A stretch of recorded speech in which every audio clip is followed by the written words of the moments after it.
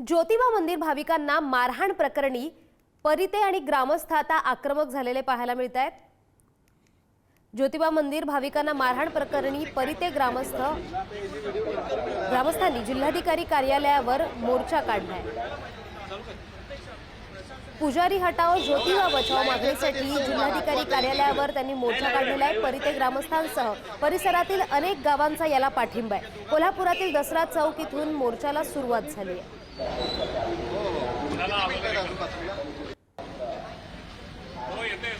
ज्योतिबा मंदिर भाविकांना मारहाण प्रकरणी परिते ग्रामस्थ आक्रमक झालेले पाहायला मिळत आहेत। पुजारी हटाओ ज्योतिबा बचाओ मागणीसाठी जिल्हाधिकारी कार्यालयावर त्यांनी मोर्चा काढलेला आहे। त्याची दृश्य आपण पाहू शकतोय। परिते ग्रामस्थांसह परिसरातील अनेक गावांनी या मोर्चाला पाठिंबा दिलाय, या मागणीला सुद्धा पाठिंबा दिलेला आहे। कोल्हापुरातील दसरा चौक इथून मोर्चाला सुरुवात झालेली आहे। अनेक महिला, अनेक नागरिक, पुरुष, महिला तसेच लहान मुलं सुद्धा या मोर्चामध्ये सहभागी झालेले आपण पाहू शकतोय।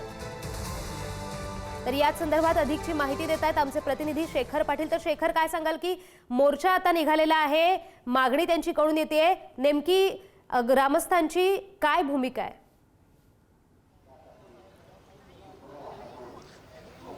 आपण जर बघितलं तर कोल्हापुरातल्या दसरा चौक या ठिकाणून हा मोर्चा निघालेला आहे। मोठ्या प्रमाणात या मोर्चामध्ये परिते गाव आणि आजूबाजूच्या पंचक्रोशीतल्या अनेक भाविक आणि अर्थातच हे ग्रामस्थ सहभागी झालेले आणि त्याची ही दृश्य थेट मी दाखवतोय। खूप मोठ्या प्रमाणात लोक जे आहेत या ठिकाणी दाखल झालेले आहेत आणि सगळ्यांची एकच मागणी प्रामुख्याने पाहायला मिळते की ज्या पद्धतीनं आमची बदनामी करायचा प्रयत्न या सगळ्यांनी केला। पहिला मारहाण तरी आम्हाला झालीच, मात्र दुसऱ्यांदा आम्ही त्या ठिकाणी कशा पद्धतीनं चुकीचं वागलो होतो हे वारंवार सांगण्याचा प्रयत्न यांच्याकडून झाला। शिवाय या पुजाऱ्यांवरती कोणतीही कारवाई जी आहे ती झालेली नाही आणि म्हणूनच या सगळ्यांचा रोष जो आहे तो या मोर्चाच्या माध्यमातून आता पाहायला मिळतोय। या सगळ्या नागरिकांनी एकच मागणी आता केलेली आहे की हे सगळे पुजारी या ठिकाणी हटले पाहिजेत आणि त्या ठिकाणी पगारी पुजारी नेमले पाहिजेत। या सगळ्या मागणीसाठी हा मोर्चा जो आहे तो आयोजित केलेला आहे आणि आपण ही सगळी दृश्य पाहतोय ज्यामध्ये हजारोंच्या संख्येनं अगदी आबालवृद्ध या ठिकाणी मोर्चात सहभागी झालेले आहेत। सगळ्यांची एकच मागणी आहे की पुजारी या ठिकाणी हटले पाहिजेत। आपण जर दूरपर्यंत बघितलं तर या मोर्चामध्ये सहभागी असलेले सगळे पंचक्रोशीतले नागरिक पाहायला मिळतात। समोर जरी बघितले तर या दोन आजी देखील या मोर्चाच्या माध्यमातून या ठिकाणी सहभागी झाल्याचं दृश्य दिसतंय। महिलांचा प्रामुख्याने या ठिकाणी मोठ्या प्रमाणात सहभाग आहेत।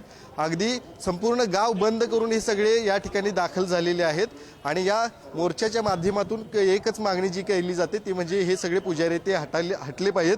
ज्या पद्धतीनं आम्हाला मारहाण झालेली आहे, ज्या पद्धतीनं आमच्या सगळ्यांच्याच अंगावरती येऊन मोठ्या प्रमाणात एखाद्या गुंडाला मारावं तशा पद्धतीनं हे त्या ठिकाणी वागत होते असं या सगळ्यांचं म्हणणं आहे आणि म्हणूनच ही सगळे आक्रमक होत या ठिकाणी दाखल झालेले आहेत। आणि याच मोर्चाच्या माध्यमातून आता जिल्हाधिकाऱ्यांना निवेदन देखील दिलं जाणार आहे आणि जिल्हाधिकाऱ्यांना या निवेदनाच्या माध्यमातून त्यांची बाजू जी आहे ती मांडली जाणार आहे। त्यामुळे आपण जर बघितलं तर आता 1 तारखेला चैत्र यात्रा देखील आहे।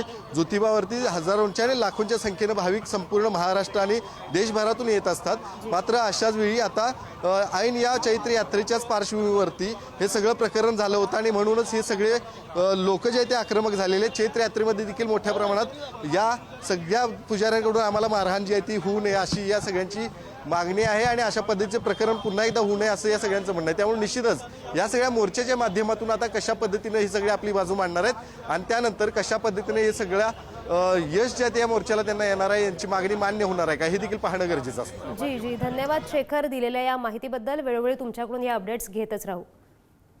तर आपण पाहतोय कोल्हापूरमध्ये पुजाऱ्यांकडून भाविकांना मारहाण प्रकरण तापलेलं दिसतंय। सगळेच ग्रामस्थ तिथे आक्रमक झालेले आहेत। पंचक्रोशीतून नागरिक एकत्र येत त्यांनी आता जिल्हाधिकारी कार्यालयावर मोर्चा काढलेला आहे। त्यामध्ये अबालवृद्धांचा समावेश झालेला आपल्याला दिसतोय।